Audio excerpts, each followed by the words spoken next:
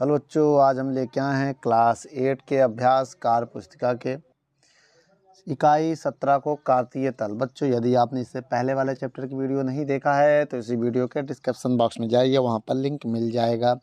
चलिए बच्चों, अब अगला क्वेश्चन से पहले हम क्या करेंगे, थोड़ा बेसिक जानकारी को पढ़ेंगे। हाँ बेटा, जैसे कार्तीय तल होता क्या है, जैसे बेटा ये एक्स अक्ष होता है, इसे हम प्लस कहते हैं और इसे हम माइनस कहते हैं। इसे वाई अक्ष का ये प्लस है और ये माइनस है। लेकिन सबसे पहले आपको ये जानना बहुत ज़रूरी है।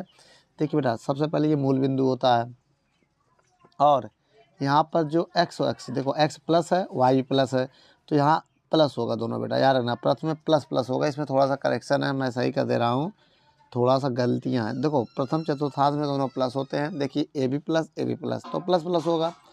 अब देखिए द्वितीय चतुर्थांश में क्या होता है बेटा ना, ये माइनस है, ये माइनस है और ये प्लस है। क्या है? तो माइनस और प्लस, पहले एक्स वाला लिखते हैं फिर वाई वाला, ये सही है। अब फिर देखिए बेटा, तृतीय चतुर्थांश है ये हमारा ना, ए भी माइनस, देखो ए भी माइनस है, तो दोनों माइनस मतलब ये दोनों माइनस होगा। ठीक है, जब दोनों माइनस होगा तो इसका मतलब ये कौन सा तृतीय चतुर्थांश होगा, याद रखना बेटा, दोनों माइनस होंगे, माइनस कामा माइनस। अब देखिए ये देखिए चतुर्थांश में एक्स प्लस में है तो पहला प्लस है, वाई माइनस में होना चाहिए। ठीक है, तो क्या होगा, प्लस कामा माइनस। ठीक है, ये हमारा हो गया चतुर्थांश। समझ में आया बेटा, पहले प्लस प्लस, फिर माइनस माइनस, फिर प्लस माइनस। ठीक है बेटा, अब देखिए एक्स डैश जो एक्स एक्स को प्रदर्शित करता है और वाई डैश वाई एक्स को प्रदर्शित करता है। वीडियो को रोक कर नोट कर लो, फिर आगे की तरफ हम बढ़ते हैं। देखिए बेटा, निर्देश फ्रेम क्या है, एक्स अक्ष वाई अक्ष तथा मूल बिंदु जीरो का संयुक्त रूप होता है निर्देश फ्रेम, जिसमें एक्स अक्ष भी हो, वाई अक्ष भी, जीरो भी। जैसे ये देखो, ये पूरा क्या है बेटा, निर्देश फ्रेम है। अब इसमें भुज क्या होती है और कोटि क्या होती है। देखिए बेटा, हम हमेशा इसको भुज कहते हैं, एक्स को क्या कहते हैं, भुज, और वाई को कहते हैं कोटि। क्या कहते हैं बेटा, एक्स को भुज कहते हैं और वाई को कोटि कहते हैं। अब देखिए, भुज जो होता है एक्स अक्ष से दूरी इधर होती है, ये वाई अक्ष की दूरी हो गई। ठीक है, जो एक्स, देखिए अब यहाँ लंबवत दूरी है, याद रखना बेटा, समझ में आया। अब यहाँ पर देख सकते हैं बेटा, ये वाई एक्स से लंबवत दूरी एक्स है, लंबवत दूरी क्या एक्स है, और एक्स एक्स पे लंबवत दूरी क्या वाई है, इतना याद समझ लीजिएगा। अब देखिए बेटा, बिंदु पी के निर्देशांक एक्स वाई है, जहाँ एक्स भुज और वाई कोटि है। बच्चों, वीडियो को रोक कर नोट कर लो। चलिए बच्चों, प्रश्न नंबर 1 से 5 तक के प्रश्नों के उत्तर के लिए 4 विकल्प दिए गए हैं, जिनमें से केवल एक सही है। सही विकल्प का चयन कीजिए। पहला प्रश्न नंबर 1 में क्या कह रहा है, बिंदु -3 2 किस चतुर्थांश में स्थित है। देखिए बेटा, अभी हमने क्या कहा था, प्रथम में दोनों प्लस होता है और द्वितीय चतुर्थांश में माइनस और प्लस होता है, तो द्वितीय चतुर्थांश होगा। बेटा, इस चतुर्थांश में क्या है बेटा, माइनस और प्लस होता है, और तृतीय में दोनों माइनस होता है, चतुर्थ में पहला प्लस फिर माइनस होता है। समझ में आया, ये वाला मेरा ऑप्शन सही है। और देखिए बेटा, प्रथम में क्या होता है, दोनों प्लस होते हैं, और तृतीय में क्या होता है बेटा, दोनों माइनस होते हैं, और चतुर्थ में पहला प्लस फिर माइनस होता है। तो देख लीजिए, इसमें माइनस और प्लस, तो माइनस प्लस से ये मैच हो रहा है, इसलिए ये ऑप्शन सही होगा। चलिए बच्चों, प्रश्न नंबर 2 पढ़ते हैं। निम्नलिखित में कौन सा एक्स अक्ष पर स्थित है, याद रखना, एक्स अक्ष पर वाई बराबर 0 होता है, तो ये वाला लाइन एक्स अक्ष पर स्थित है, ये वाला, और ये बाकी बीच में आ रहा है, ये मेरा वाई अक्ष पे स्थित है, ये एक्स अक्ष पे। भैया एक्स अक्ष पे वाई बराबर 0 होता है, और ये एक्स होता है और ये वाई होता है। देखो वाई 0 है, तो याद रखो एक्स अक्ष पर वाई 0 होता है, वाई अक्ष पे एक्स 0 होता है। अगर यहाँ लिखता है वाई अक्ष पर स्थित, तो ये ऑप्शन होता है। चलिए बच्चों, अगला क्वेश्चन 3 नंबर पढ़ते हैं। बिंदु P की एक्स अक्ष से लंबवत दूरी 4 है और बिंदु Y से लंबवत दूरी 7 है। तो देखो, लंबवत दूरी का देखो मतलब क्या होता है, जैसे एक्स अक्ष से लंबवत दूरी कर रहा है तो पहले हम Y वाला दूरी लिखेंगे, और Y अक्ष से लंबवत दूरी कहेगा तो ये वाला लिखेंगे।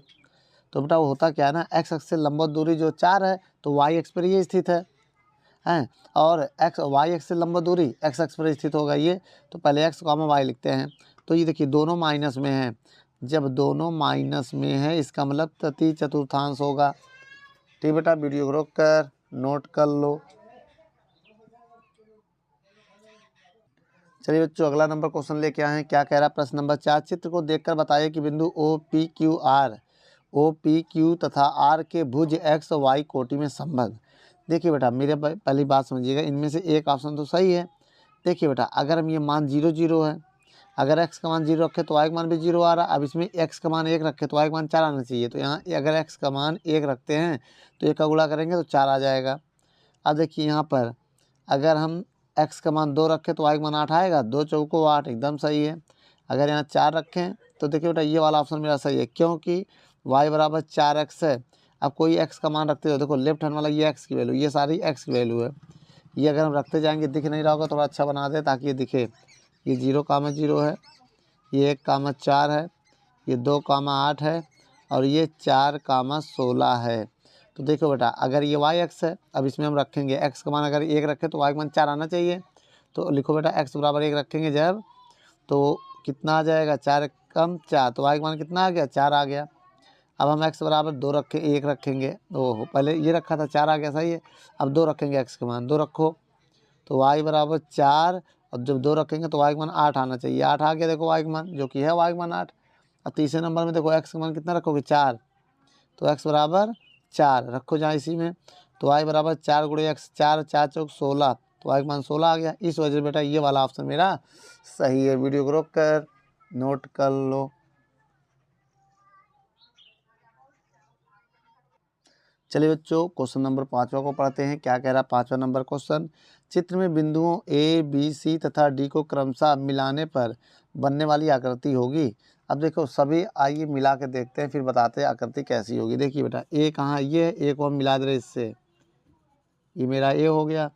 अब बी को सी से मिला देंगे, ये हमारा सी से मिल गया, और ये हमारा डी से मिल गया, ठीक। अब ये हमारा मिल गया किससे, इससे। अब देखिए बेटा ये एक आया था, क्यों, देखिए 1 2 3 4 5 6 7 हो रहा है, इधर से गिनो 1 2 3 4 5 6 7 8 हो रहा है। अगर इधर भी 7 होता, इधर भी 7 होता तो ये वर्ग हो जाता। अब ये आया था बेटा, वीडियो को रोक कर नोट कर लो। चलिए बच्चों, इस क्वेश्चन को पढ़ते हैं। निम्नलिखित रिक्त स्थानों की पूर्ति करना है बेटा। पहला सुनिए, बिंदु P 4,5 की y अक्ष से लंबित दूरी। देखिए बेटा, अगर y अक्ष से लंबित की दूरी क्या लिखेंगे तो x अक्ष होगा। क्यों ऐसा होगा, इसका मतलब समझ लो, जैसे मेरी बात समझो, ये 2 अक्सिस होता है, ये x अक्ष होता है, ये y अक्ष होता है ना। अब देखिए बेटा, y अक्ष से लंब दूरी अगर हम यहाँ पर एक बना दें, ये वाला पॉइंट बनाओ, कहाँ बनेगा, x पे 4 जाएंगे, 1 2 3 4, और y पे कितने जाएंगे, 5, 1 2 3 4 5। अब ये देखिए 4 और ये 5, यही होगा, ये मेरा हो गया क्या, ये दूरी जो हो गई, ये हो गई हमारी कितनी भाई, देखो 5 हो गई, और ये कितनी है, 4 है, ये 4 और ये 5 है। अब देखो y अक्ष से लंबित दूरी क्या, तो लंबित दूरी ये है, देखो y अक्ष से जो लंब की दूरी है वो कितनी है, वो 4 है, तो 4 लिखेंगे हम इसमें। तो मेरे कहने का मतलब y अक्ष की लंबवत दूरी क्या है, तो x अक्ष के निर्देशांक लिखेंगे। क्या लिखेंगे, x अक्ष का निर्देशांक।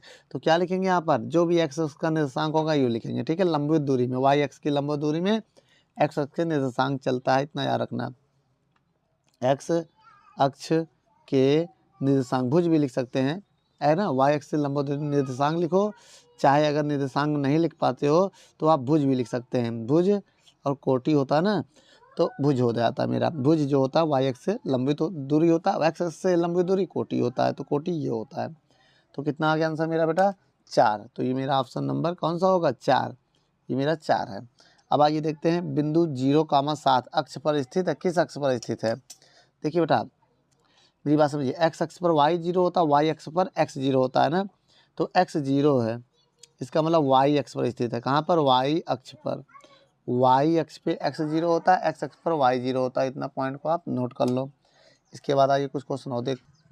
अब देखिए बेटा, -3, -3 है, चतुर्थांश में स्थित है। जब दोनों माइनस हो तो तृतीय चतुर्थांश में स्थित है बेटा। तृतीय लिख दिया, चतुर्थांश लिखा ही है, ठीक है। अब आइए यहाँ पर यदि बिंदु P की x अक्ष से लंबी दूरी a है, y अक्ष से लंबी दूरी b है, तब क्या होगा। देखिए x अक्ष से लंबी दूरी y के निर्देशांक, x अक्ष के लंबी दूरी a है ना, y अक्ष के लंबी दूरी b है, तो इसमें क्या होगा, इसके निर्देशांक क्या होंगे, b, a होंगे।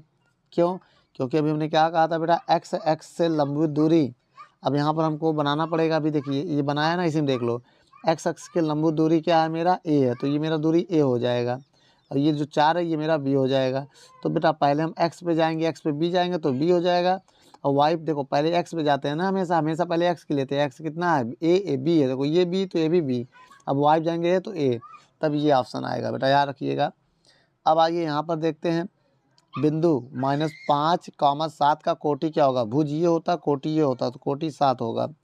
अब देखो -6, 7 का भुज क्या होगा, भुज ये होता, कोटि ये होता, भुज -6 हो जाएगा। हमेशा क्या होता, पहले भुज होता है फिर कोटि होता है। ये पॉइंट याद कर लेना, कोई भी पॉइंट हो, ये एक्स होता है ये वाई हो, ठीक है, पॉइंट होते हैं। अब यहाँ पर देखो यदि बिंदु P का कोटि 5 और भुज 8 है, ये 5 है कोटि और भुज कितना 8 है, तो 5, 8 हो जाएगा P के निर्देशांक। बच्चों वीडियो को रोक कर नोट कर लो।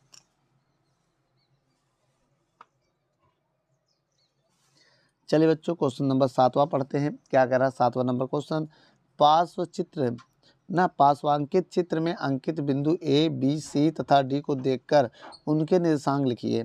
तो बच्चों इस चित्र में आइए देखते हैं। सबसे पहले हम ए को देखेंगे, ए कहीं दिखा, ये है। अब इसके निर्देशांक अगर लिखना होगा, पहले एक्स पे जाएंगे 4, तो यहाँ 4 लिख देंगे। अब यहाँ से वाई जाएंगे, वाई कितना 3, तो 3 हो गया, तो ए का निर्देशांक क्या हो गया 4, 3। ठीक बेटा, अब आइए हम जाते हैं बी पे। बी कहाँ है, ये है, पहले एक्स पे जाएंगे, पहले हम एक्स पे जाएंगे, एक्स वाई लाइन पे 3 आया, अब ना ये 3 हो गया। अब वाई जाएंगे 2 हो रहा, तो कितना हो गया 2, पहले इस पे एक्स पे जाना 4, वाई जाना 3। अब सी पे चले जाओ, सी ये है, पहले एक्स पे जाओ, एक्स पे गए 2, ना ये 2 कामा, अब वाई जाएंगे तो -1, तो 2 कामा माइनस होगा सी के निर्देशांक। अब इसी प्रकार आइए डी पे जाते हैं बेटा, डी पे देखते हैं, डी ये है, पहले एक्स पे जाएंगे 2, अब वाई जाएंगे तो -2, तो क्या हो जाएगा 2 कामा -2। ठीक बेटा, वीडियो को रोक कर नोट कर लो।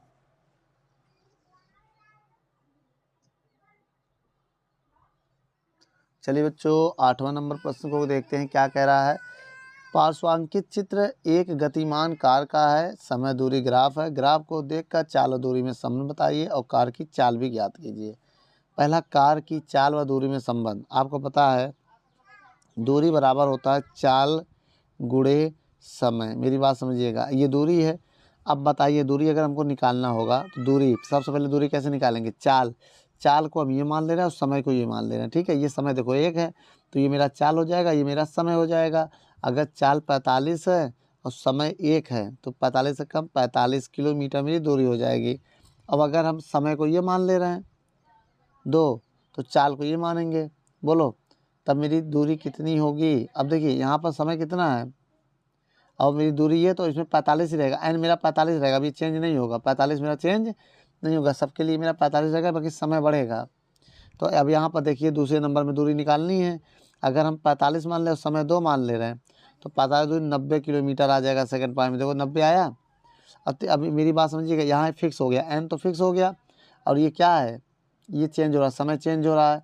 तो बेटा दूरी, ये मेरा दूरी हो गया, और चाल ये फार्मूला होता था।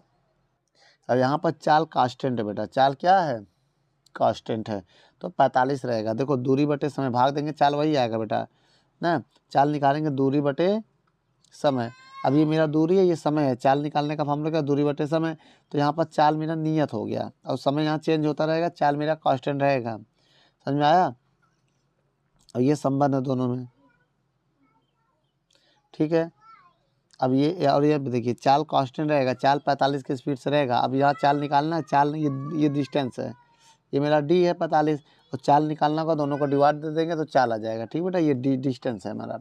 वीडियो को रोक कर नोट कर लो। आइए कार की चाल बताते हैं।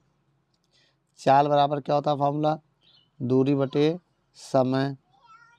अब बताइए दूरी अगर हम इसके लिए ले लें, दूरी 45 है, इस पॉइंट पे दूरी कितना है 45 है, और समय 1 है, तो इसकी चाल कितनी हो गई 45 मीटर पर सेकेंड। अब इस पॉइंट की बात करें हम, तो अभी 45 ही आएगा, देख लो 90/2 भाग देंगे तो कितना आ जाएगा 45 किलोमीटर। अब इस वाले पॉइंट की बात करें तो इसमें क्या होगा, समय 3 होगा और ये 135 होगा। इस पर निकालेंगे, इसमें भी वही आएगा चाल। अगर इस पॉइंट पर निकालेंगे, सब बहुत सारे पॉइंट है, इसमें भी 45 से आएगा। 135/3, 3 चौक 12, 3 पच्चे 15, 45 किलोमीटर पर आवर। तो बेटा ये आ गया क्या 3 है, तो ये मेरा क्या आ गया, ये चाल है। वीडियो को रोक कर नोट कर लो। चलिए बच्चों, अब आपके स्क्रीन पर प्रश्न नंबर 9 पढ़ते हैं। क्या कह रहा है? पार्श्वांकित चित्र को देखकर रिक्त स्थानों की पूर्ति कीजिए। ऊर्ध्वाधर रेखा वाई वाई डैश है। अब बेटा वाई वाई डैश जो है वो एक्स अक्ष है, मेरी बात समझिएगा। वाई वाई डैश क्या है, यहाँ नाम लिखना है, ये वाई अक्ष है। ठीक। अब कह रहा है बिंदु P का कोटि बताइए। P कहीं दिख रहा है? देखो P के निर्देशांक पहले ज्ञात करेंगे। x 4 है, y 3 है, तो ये भुज होता है, तो ये कोटि होता है, भुज कोटि। तो कोटि 3 है, तो यहाँ लिख देंगे कोटि 3 है। और क्षैतिज रेखा x x डैश क्या होता है? x अक्ष होता है, इसे x अक्ष कहेंगे। और बिंदु P का भुज बताना है, बिंदु P का भुज 4 है, तो यहाँ 4 हो जाएगा। चित्र का मूल बिंदु देखो, मूल बिंदु ये है, O है, तो मूल बिंदु O है। और बिंदु P के निर्देशांक पूछ रहा है, P के निर्देशांक क्या है? 4,3 है। ठीक बेटा, वीडियो को रोक कर नोट कर लो। चलिए बच्चों, प्रश्न नंबर 10 देखते हैं। निम्नांकित बिंदु किस चतुर्थांश में स्थित है? पहले ये देखिए दोनों प्लस में है। जब दोनों मेरे प्लस प्लस होंगे तो प्रथम चतुर्थांश में होंगे। कहाँ पर होंगे? प्रथम चतुर्थांश में होंगे, इतना याद रखिएगा। अब आइए दूसरा वाला देखते हैं, माइनस प्लस। जब ये माइनस और ये प्लस हो, इसका मतलब क्या हो गया? द्वितीय चतुर्थांश होगा। x माइनस होता है, y प्लस में होता है, तो इसका मतलब ये क्या होगा? चतुर्थांश में होगा, द्वितीय चतुर्थांश में होगा। अब आइए हम ये देखते हैं, जब दोनों माइनस में हो तो तृतीय चतुर्थांश होगा, तृतीय चतुर्थांश होगा। अब आइए एक और देख लेते हैं, पहला प्लस फिर माइनस, तो x प्लस वाई माइनस, इसका मतलब चतुर्थांश होगा, चतुर्थांश में होगा ये। ठीक बेटा, वीडियो को रोक कर नोट कर लो। चलिए बच्चों, 11वां नंबर क्वेश्चन को पढ़ते हैं। पाठांकित चित्र देखकर निम्नलिखित प्रश्नों के उत्तर दीजिए। ए बी सी डी के निर्देशांक ज्ञात कीजिए। ए का निर्देशांक, ए ये है बेटा, पहले एक्स पे आएंगे, एक्स 0 है, वाई कितना है? 4 है, तो ये एक्स क्या हो गया? 0,4। अब बी के निर्देशांक ज्ञात करेंगे तो पहले एक्स पे आएंगे, हमेशा 6 होगा, और 6 वाई पे जाएंगे तो 4 आ रहा है, तो क्या हो गया बेटा? 6,4। अब आइए सी पे, पहले एक्स पे 6 है ही है भाई, एक्स पे क्या है? 6 है ही है, और वाई जाएंगे 0, तो 6,0 हो जाएगा इसमें। अब डी के निर्देशांक आ जाओ, डी कहाँ गया? ये है, एक्स पे आएंगे 3 है, वाई पे जाएंगे 2 होगा, तो इसके निर्देशांक 3,2 हो गया। वीडियो को रोक कर नोट कर लो, फिर आगे कुछ क्वेश्चन को हम और देखते हैं। चलिए बच्चों, दूसरा नंबर क्वेश्चन आपकी स्क्रीन पर पढ़िए। क्या कह रहा है? कह रहा आयत ओ ए बी सी का क्षेत्रफल, मेरी बात समझिएगा, ओ ए बी सी का क्षेत्रफल, ओ ए बी सी का क्षेत्रफल, ये क्या है? आयत है, तो आयत का क्षेत्रफल क्या होगा? आयत ओ ए बी सी का क्षेत्रफल क्या होगा? लंबाई गुणे चौड़ाई। क्षेत्रफल क्या होगा? लंबाई गुणे चौड़ाई, लंबाई गुणे चौड़ाई। अब लंबाई देखें, लंबाई पूरा 6 है और चौड़ाई पूरा 4 है, तो 6 चौको 24 मात्रक स्क्वायर, जो भी होगा मात्रक स्क्वायर, तो ये 24 क्षेत्रफल मात्रक स्क्वायर आ गया पहला आंसर। आइए दूसरे नंबर में देख लेते हैं। दूसरा नीचे बेटा क्वेश्चन बड़ा है, तो ये दूसरा हमारा। अब आइए तीसरा देख लेते हैं इसी में। तीसरा कैसे देखेंगे बेटा? तीसरा कह रहा त्रिभुज ओबीसी की ऊंचाई, किसकी? त्रिभुज डीओसी की ऊंचाई ज्ञात करना है। तो ऊंचाई कैसे ज्ञात करेंगे बेटा? ऊंचाई ज्ञात करनी है, क्वेश्चन में लिखा है ज्ञात कीजिए। तो अब आइए बेटा, अब देखो त्रिभुज, पहले ऊंचाई ज्ञात करना ना, त्रिभुज है क्या इसमें? देख लो डी ओ सी की ऊंचाई ये है, कितनी होगी इसकी ऊंचाई? एच। तो अब ये दूरी कितनी है? 2 मीटर। देख लो, अगर ये 2 तो ये भी 2, तो लिखेंगे ऊंचाई कितनी हो गई? 2 मात्रक। कितनी हो गई? 2 मात्रक। चलो भैया, इसी प्रकार तीसरा 80 नंबर भी देख लेते हैं। चौथा नंबर क्वेश्चन अब तीसरा हो गया, चौथा देख लेते हैं, 4 नंबर। क्या कह रहा? चौथा नंबर त्रिभुज DOC का क्षेत्रफल, DOC का क्षेत्रफल बताना है हमें। तो कैसे बताएंगे बेटा क्षेत्रफल? क्षेत्रफल का फॉर्मूला होता है 1/2 आधार गुणे ऊंचाई। क्या होता है? आधार गुणे ऊंचाई, ये होता है फॉर्मूला। अब बताइए आधार कितना माने? 1/2 आधार, आधार इस त्रिभुज का देखो, आधार ये हो गया पूरा, ये आधार है, कितना 6 है। ऊंचाई ये है, ये ऊंचाई कितना था? 2 था, अभी बताया था ना 2 मात्रक था, कितना था? 2 मात्रक, तो 2 हो जाएगा, 2 से 2 कैंसल, तो 6 कम 6 मात्रक स्क्वायर आ गया इसका क्षेत्रफल। अब बचा कौन? एक हमारे पास अभी 2 क्वेश्चन है, आइए उसको भी देख लो बच्चों। 5वां नंबर क्वेश्चन को पढ़ते हैं। त्रिभुज DOC तथा आयत OABC के क्षेत्रफल में संबंध बताना। सबसे पहले इसका क्षेत्रफल लिखेंगे, त्रिभुज DOC का क्षेत्रफल लिखेंगे। इसका क्षेत्रफल क्या था? अभी थोड़ी देर पहले हमने निकाला था क्षेत्रफल, क्या 6 मात्रक था, 6 मात्रक स्क्वायर था। इसको समीकरण 1 मान लेंगे। और दूसरे का क्या था बेटा? त्रिभुज, चतुर्भुज, आयत, आयत OABC का क्षेत्रफल, इसका क्षेत्रफल निकालेंगे। तो इसका क्षेत्रफल कितना था? इसका क्षेत्रफल है 24, निकाला था ना 24 मात्रक स्क्वायर। समीकरण 2 हो गया, दोनों में भाग देंगे, 1 में 2 का भाग देंगे। अब समीकरण 2 में 1 का भाग देने पर अगर हम भाग दे दें तो देखो, आयत OABC का क्षेत्रफल बटे त्रिभुज DOC का क्षेत्रफल होगा, बराबर 24/6। मात्रक से मात्रक कट जाएगा, 6 चौक 6 कम 6 चौको 24, 4 आएगा बेटा, कितना आएगा? 6 कम 6, 6 चौको 24 हो जाएगा। अब लिखेंगे आयत OABC का क्षेत्रफल, क्या हो जाएगा बेटा? क्षेत्रफल बराबर कितना हो जाएगा? 4 गुणे त्रिभुज का क्षेत्र। देखिए बेटा तब क्या होगा? त्रिभुज, देखो अब ये इधर चलेगा, DOC का क्षेत्रफल। तो मेरे कहने का ये मतलब हो गया बेटा, जो ये है ये इसका क्षेत्रफल इसके क्षेत्रफल का 4 गुना हो जाएगा। कितना गुना हो जाएगा? 4 गुना हो जाएगा। यही संबंध है बेटा। वीडियो को रोक कर नोट कर लो।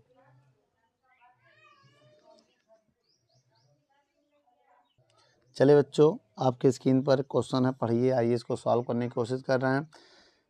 कह रहा है प्रश्न नंबर 12 में एक वर्ग की भुजा कितने सेंटीमीटर x तथा इस वर्ग का क्षेत्रफल y सेंटीमीटर तथा x के भिन्न भिन्न मान लेकर y के संगत मान ज्ञात कीजिए। फिर x के मान को भुज y के संगत मानों को कोटि मानकर ग्राफ खींचिए।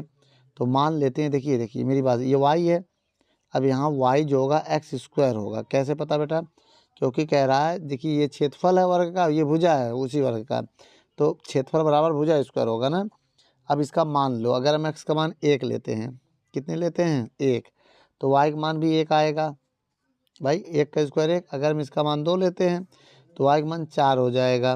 अगर इसका मान 3 लेते हैं तो y का मान कितना होगा? 3 का स्क्वायर 9 हो जाएगा। अगर इसका मान 4 लेते हैं तो y का मान 16 हो जाएगा भैया ना। भुजा स्क्वायर होता ना क्षेत्रफल, ये हो गया। अब आइए यहाँ पर भुज और कोटि मान लेते हैं। मान लेते ये भुज है और ये कोटि है। अब इसको लेके सॉल्व करेंगे, एक ग्राफ बनाएंगे। देखिए पहले आइए हम x अक्ष बना लेते हैं, फिर उसके बाद हम बात करते हैं। देखिए बेटा y अक्ष पे आपको ज़्यादा जाना पड़ेगा, x अक्ष पे देखिए x अक्ष ये है, x अक्ष पे कम जाना पड़ेगा। तो y अक्ष की दूरी को थोड़ा बड़ा मानना पड़ेगा, छोटे में बना देना चाहते हैं तो इसी देखो। चलिए बच्चों, थोड़ा सा हम इसको और आसान बता दे रहे हैं, इसमें थोड़ा पॉइंट को मानने में करेक्शन हो गया है। आइए देखते हैं। जैसे कि मान लीजिए मेरे पास ये एक पॉइंट है और एक ये पॉइंट है, समझिएगा, ठीक है। और ये जो हमारा है ये x एक्सिस है, क्या है? ये x एक्सिस है और ये y एक्सिस है, ठीक है, इतना समझिएगा। अब ये 0 है। अब देखिए ये मेरे पास 1 है, मेरी बात समझिए, जब ये 1 होगा तो ये भी 1 होगा, और जब मेरे पास ये 2 होगा तो ये मेरे पास 4 होगा। देखो y 4 है, और जब ये मेरे पास 3 होगा तो ये मेरा 9 हो रहा है, और जब ये मेरे पास कितना 4 हो रहा है तो ये मेरे पास 16 हो रहा है, समझिएगा ना। अब एक हम ग्राफ बनाने जा रहे हैं, इस ग्राफ को हम समझते हैं ग्राफ के माध्यम से। अब जैसे आप एक ग्राफ ऐसे बनाएंगे, देखिए पहला पॉइंट मेरा ये होगा 1,1, दूसरा ये होगा 2,4, तीसरा ये होगा, फिर चौथा ये होगा। इस पॉइंट को अगर हम मिला दें, सभी पॉइंट को मिला दें, तो मेरे पास एक ग्राफ बनेगा, कुछ इस टाइप का ग्राफ है। तो ठीक बेटा, यही जो ग्राफ है यही शो कर रहा है ना, ये ग्राफ हमारा, जो कि ये ग्राफ जो है इसको शो कर रहा है ना, इतना। तो वीडियो को रोक कर नोट कर लो। चलिए बच्चों, अब क्वेश्चन नंबर 13 को पढ़ते हैं। क्या कह रहा है? पास चित्र में दिए गए मूलधन पर दी गई ब्याज की दर से समय और साधारण ब्याज के संबंध का ग्राफ है। ग्राफ की सहायता से निम्नलिखित प्रश्नों के उत्तर दीजिए। 3 वर्ष बाद कुल ब्याज, तो लिखेंगे 3 वर्ष बाद कुल ब्याज। कुल ब्याज, ब्याज का फार्मूला क्या होता है बेटा? देखो, पहला ब्याज मेरा 50 रुपये है 1 वर्ष बाद, और दूसरा मेरा ब्याज है 2 वर्ष बाद 100 रुपये है, और तीसरा जो ब्याज है 3 वर्ष बाद है 150 रुपये। तो टोटल कितने हो जाएंगे? मेरा हो जाएगा 300 रुपये। तो कितना रुपये ब्याज हो जाएगा? 300 रुपये ब्याज हो जाएगा बेटा 3 वर्ष बाद। वीडियो को रोक कर नोट कर लो। चलिए बच्चों, अब दूसरा नंबर क्वेश्चन पढ़ते हैं। यदि मूलधन कितना है? मूलधन दिया है 200 और दर ज्ञात करना है। दर ज्ञात करना, ब्याज अभी निकाला था हमने 50 रुपये। ब्याज कितना मानेंगे? ब्याज कितना मान लेंगे बेटा? 50 दिया था पहले वर्ष। कब? जब समय 1 था। 1 वर्ष के लिए ब्याज मेरा 50 रुपये था, ग्राफ में भी हमने देखा था ना। 1 वर्ष के लिए ब्याज कितना है? देख लीजिए ग्राफ में फिर से। 1 वर्ष के लिए देखो बेटा, देख लो यहाँ पर 1 वर्ष के लिए ब्याज मेरा 50 रुपये है। ठीक, फॉर्मूला क्या होता है? ब्याज बराबर या साधारण ब्याज बराबर मूलधन गुणे समय गुणे दर, या दर पहले और समय बाद में, उससे कोई मतलब नहीं है, बटे 100। समय यहाँ का, दर समय चेंज भी कर सकते हैं। ठीक है, अब हम ब्याज कितना है 50 रुपये, मूलधन कितना है 200, समय कितना है 1 वर्ष, और दर नहीं पता है, बटे 100। और 2 जीरो कैंसिल हो गया। अब बचा क्या हमारे पास? ये पहले देखो। अब देखिए बेटा, यहाँ कुछ बचा नहीं है, तो 50 बराबर 2 एकम 2 गुणे दर होगा। 2 से भाग देंगे, 50 बटे 2 हो जाएगा दर। और दर बराबर कितना हो गया? दर बराबर 2 से भाग देंगे 25। कितना आ गया? 25 आ गया दर। वीडियो को रोक कर नोट कर लो।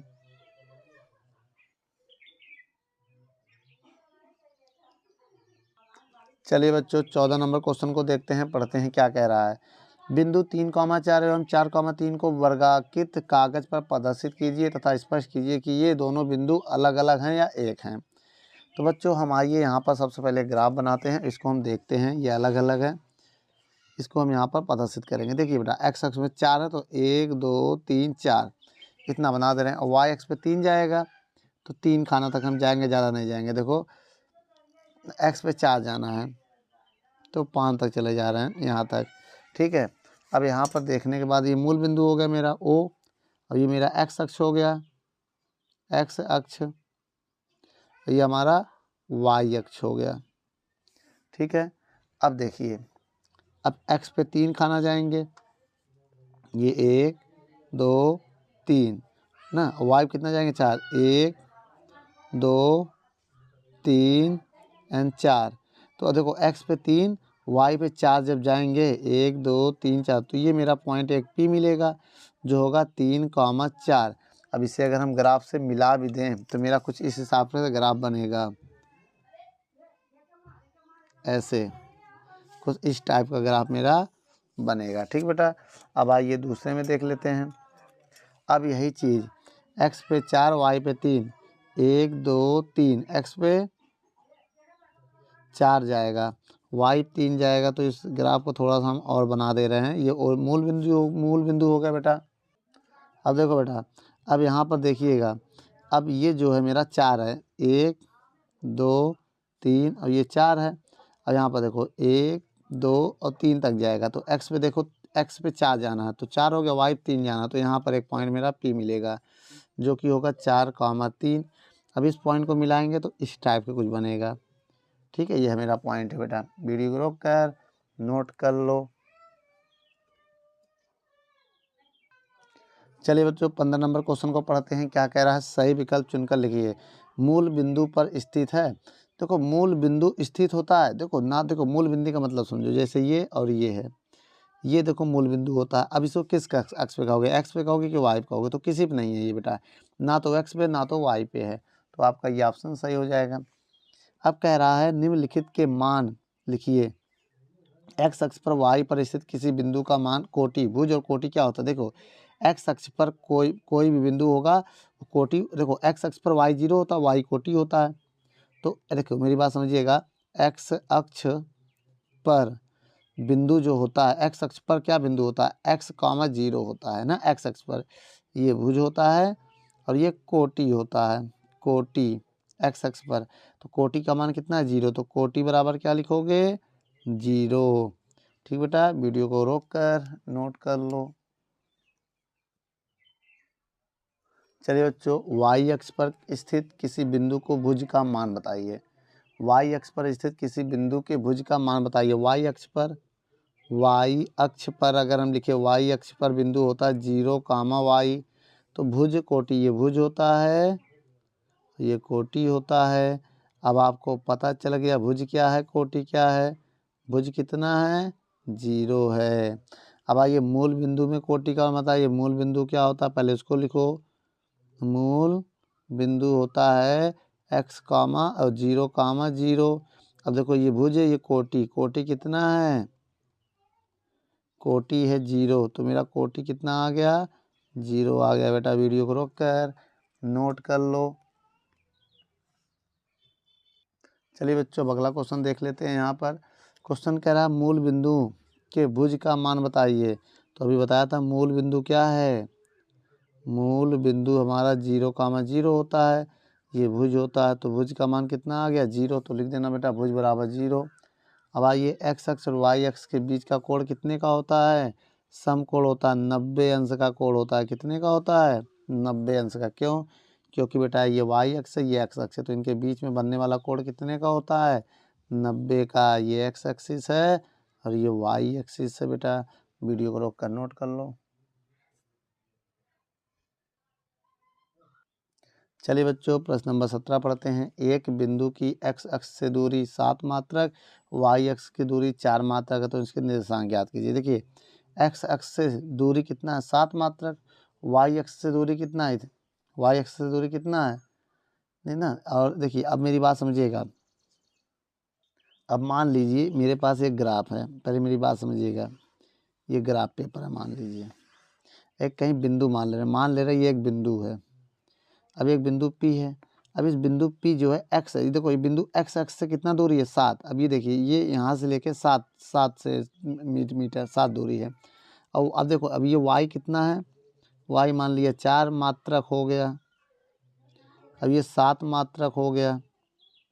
अब इसका निर्देशांक पहले x लेते हैं, x पे कितना 4 होगा। अब देखिए ये पॉइंट मेरा 4 है, अब ना, अब ये 7 है तो ये वाला पॉइंट मेरा 7 होगा, तो x 4 कामा 7 होगा बिंदु। तो लिखेंगे P के निर्देशांक, P के निर्देशांक जो हमारा है वो कितना होगा, 4 कामा 7 होगा। वीडियो को रोक कर नोट कर लो।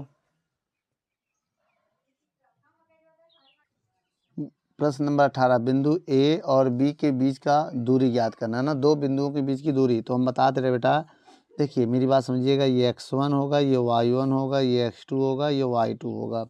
अब लिखेंगे दो बिंदुओं के बीच की दूरी का फार्मूला होता है, क्या होता है बेटा, d बराबर रूट के अंदर x2 माइनस x1 का whole square, y2 minus y1 का होल स्क्वायर। अगर आप चाहे तो x1 माइनस x2 भी कर सकते हैं, y1 माइनस y2 भी कर सकते हैं।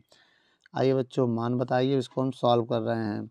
देखिए बेटा x2 का मान कितना है, -5, और x1 का मान है 5 का होल स्क्वायर, y2 का मान 6 और y1 का मान -6, तो +6 हो जाएगा। अब देखिए बेटा डी बराबर कितना आ जाएगा रूट में -5 -5 -10 का स्क्वायर और 6 5 11 का स्क्वायर। अब डी बराबर कितना हो जाएगा 10 का स्क्वायर 100 हो जाएगा, माइनस का स्क्वायर प्लस हो जाएगा, इसका 121 हो जाएगा। जब दोनों को जोड़ेंगे 100 तो 221 हो जाएगा। यही मेरा मात्रक आ जाएगा। यही मेरा आंसर है बेटा। वीडियो को रोक कर नोट कर लो।